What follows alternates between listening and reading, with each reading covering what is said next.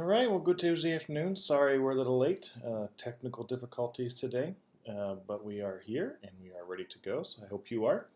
Let's pray, and then I'll hand it over to my beautiful wife to take off. So, God, we thank you for the day and just thank you for the beautiful weather outside that we can enjoy. Thank you for the goodness that it displays about who you are. And thank you again for this chance, middle of the week here, just to catch up and read together and just pray that, again, we enjoy our time, that it's glorifying to you. And so we commit it to you. In your name we pray.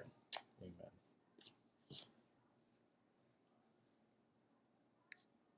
Chapter 17. She's looking for me to introduce it, sorry. Chapter 17 at the homes of Gaius and Manason. And so welcome to the home of Gaius. Kelly, take it away for us. The pilgrims were growing weary, and Christiana wished for lodging for herself and her children.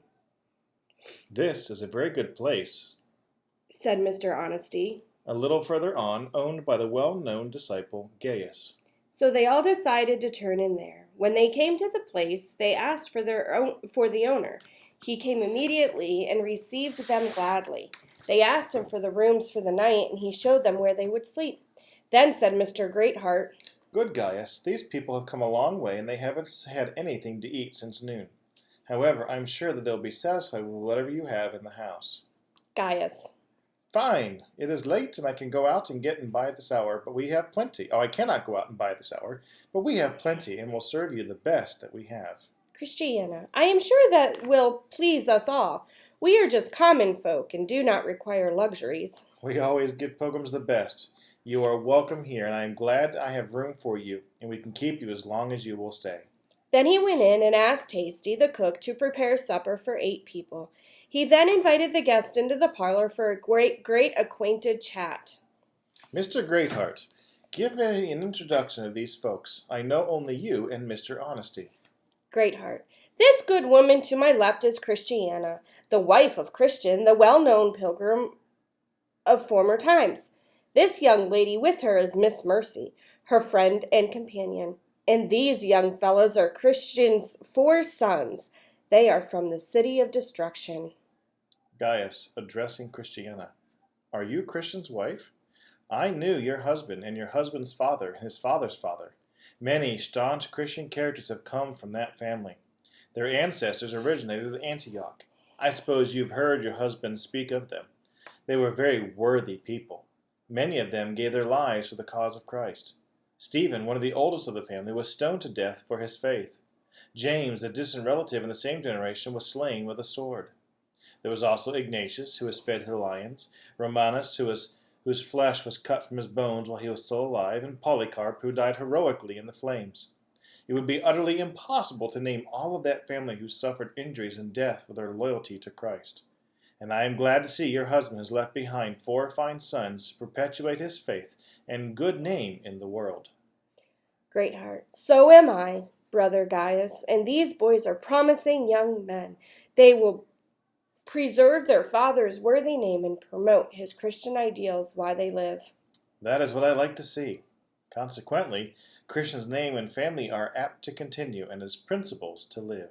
After supper, the women and the young people went to bed, but the men sat and talked till break of day. After breakfast, Mr. Gaius said, Now, since you are all here, and since Mr. Greatheart is an expert with his weapons, if you like, we will walk into the fields to see if we can do any good. Mr. Honesty, what do you have in mind, Mr. Gaius? About a mile from here, there's a cave where a notorious robber makes his home. He goes by the name of Patrol, but his real name is Slaygood.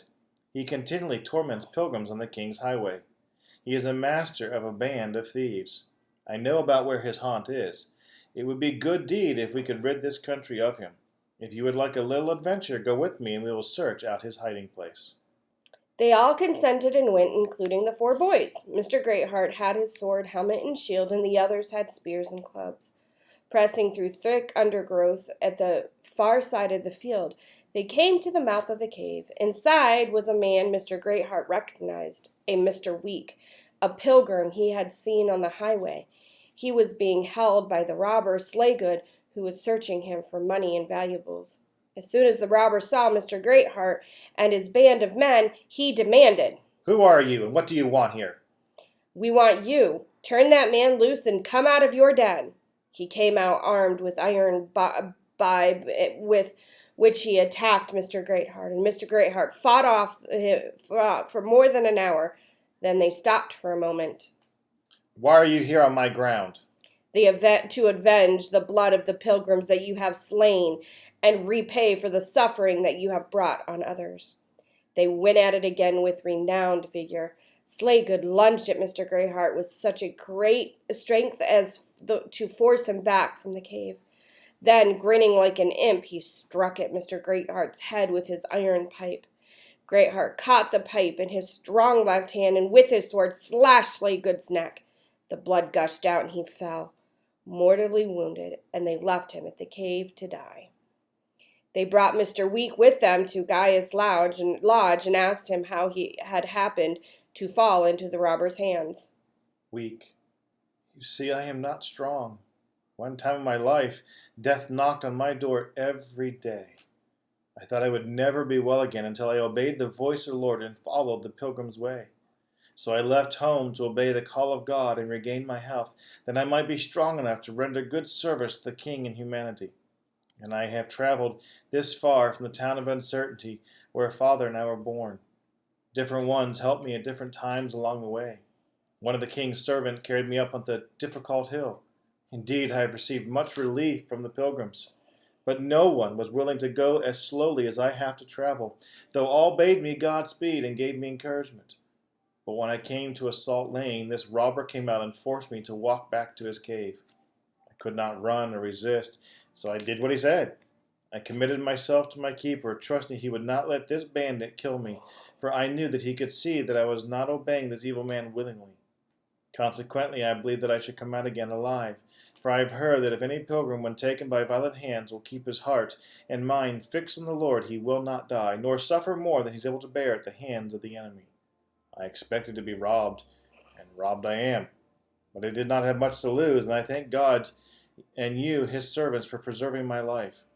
Other reserves I expect to have, but I am resolved to keep in a good way, to run when I can, to walk when I cannot run, and to creep when I cannot walk, yet to keep my face toward Zion. My journey may be long and toilsome, and my mind and body weak, yet my heart is set on that fair city at the end of the way, beyond the river that has no bridge. Be of good cheer, my brother, for you are welcome at my home. Make yourself at home. This is an unexpected and undeserved favor. It is like the sun shining out of a dark cloud. I am sure that Robber Slaygood did not intend this for me when he stalked me, took me to his hiding place, and rifled my pockets. Greatheart. Nor did he intend to lose his life.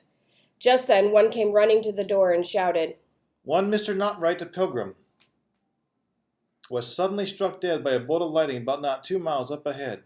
Alas, exclaimed Weak.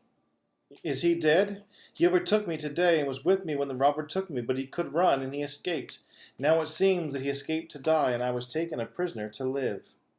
About this time, Matthew and Mercy were married. Also, Gaius gave his daughter Phoebe in marriage to James and Matthew's brother.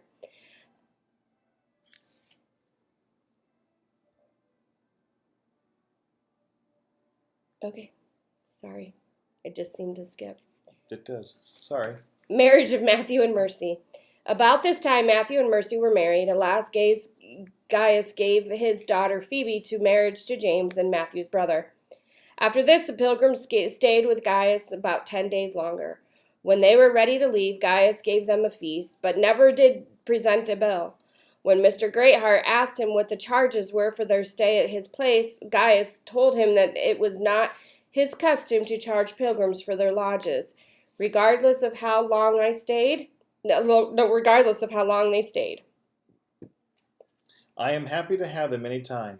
I board them free for months at a time, and look for my pay to the Good Samaritan, who promised, when I come again, I will repay thee.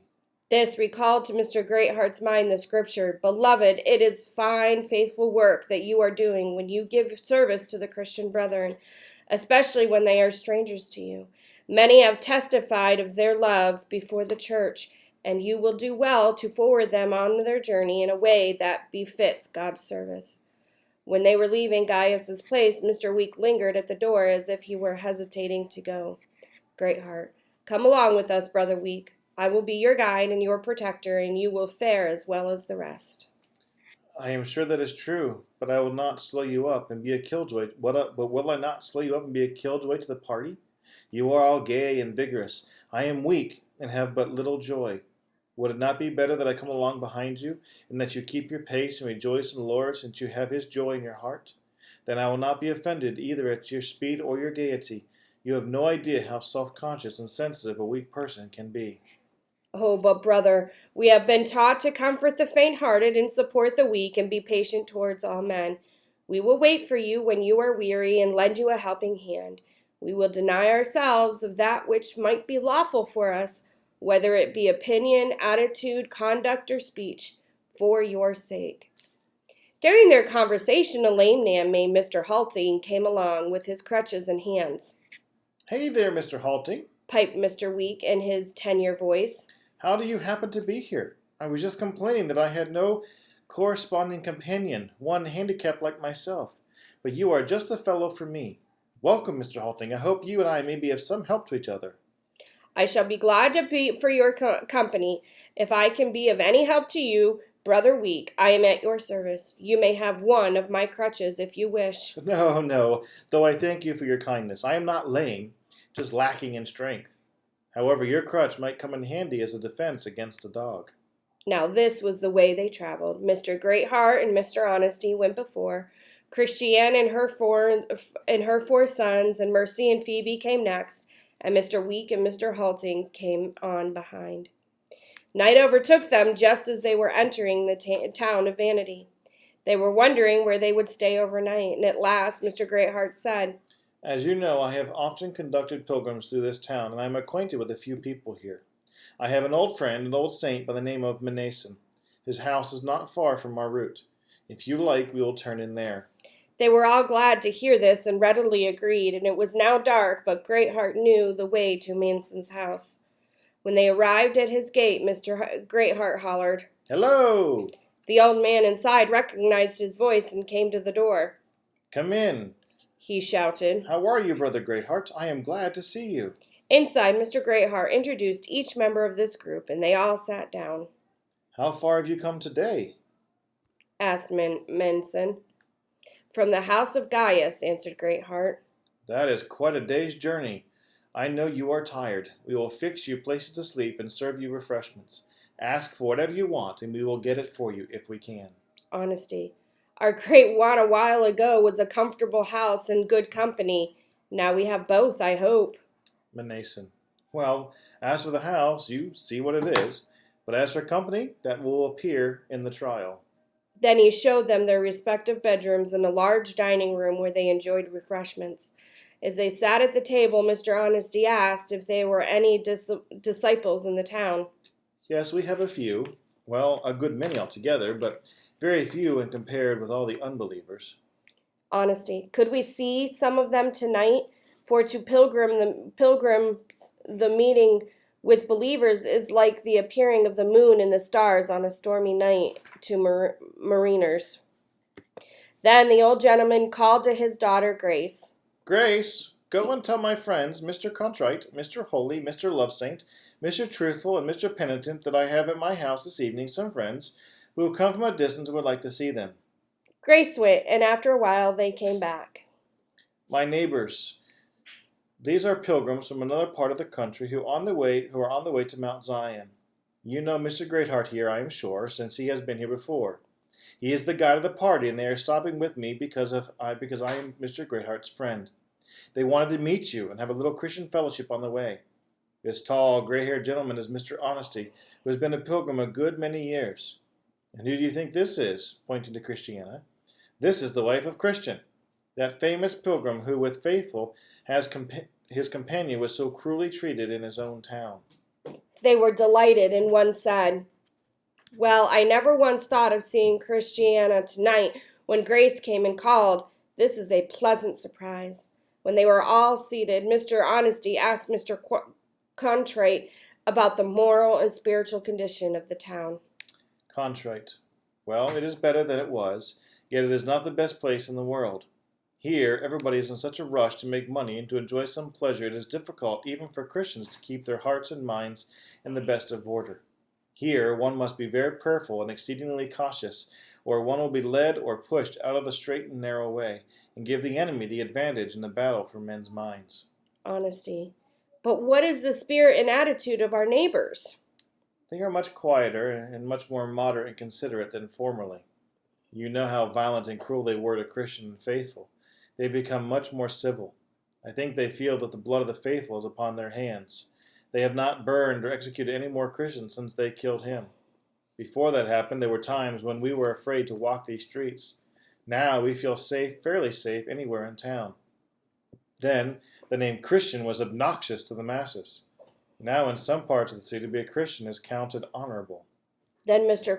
Contrite asked, How is it with you, pilgrims? What is the attitude of the country towards you? Honesty. It happens to us all, as to all transit humanity. Sometimes we are up and sometimes we are down. We are on the mountain and then we are in the valley. Sometimes our way is joyous and easy, filled with sunshine and gladness. Then we go through clouds and darkness, and the way is difficult and long. We seldom fare the same for any length of time. The wind is not always in our favor, though we do sometimes ride the tide. We have our battles and our victories, and we meet with friends and foes. We have our trials and triumphs, our troubles and tribulations. Yet we can truthfully say that the grace of God is sufficient for every type of person in all situations of life, if one will only believe. Mr. Holy. From my experience and observation, there are two things a pilgrim must have: courage and an unspotted life. If a person does not have courage, he will not persevere in his calling. And if he is loose in his living, he will wander from the pilgrim way. Great heart. Yes, and if one is not guided by the word of the Spirit, one will have neither courage nor pity. Love saint, I hope this criticism is not needed, but many who enter the Christian life show themselves strangers to a true pilgrimage rather than strangers and pilgrims in the earth. Truthful. Yes, and many, instead of being clothed with spotless righteousness of Christ, are clothed with their own righteousness, which in the sight of God is filthy rags. In their great ignorance, they parade their self-righteousness before the world as proof of their superiority, while they walk by their own man-made rules. They sat talking until a late hour, and then they told each other good night and went to their respective places of rest. Next day, they had another meeting and for a feast at the home of Mr. Livingston. Thus, the pilgrims became acquainted with many Christians in the city of Vanity. They stayed in the city for several months, making Mason's home their headquarters. During their stay at Mason's house, Samuel and Joseph found suitable companionships with Mason's daughters, Grace and Martha, to whom they became engaged, Samuel to Grace and Joseph to Martha. Before leaving the town, the young men were married at Mason's home. The wedding was attended by the friends the pilgrims had met in the city, and Christiana wept tears of joy and sorrow. She was glad that now all of her sons had found suitable partners for life. When the time came for the pilgrims to be on their way, they sent for their friends. After many kind words of appreciation and devotion, they all committed each other to the care of the Good Shepherd. The friends gave the pilgrims such things as they would need for their journey and went with them to the outer edge of the city, where they all shook hands and said, "Good day." And that brings us to the end of chapter 17. Join us again on Thursday as we pick up at chapter 18. Thanks for being here, and have a great afternoon. God bless.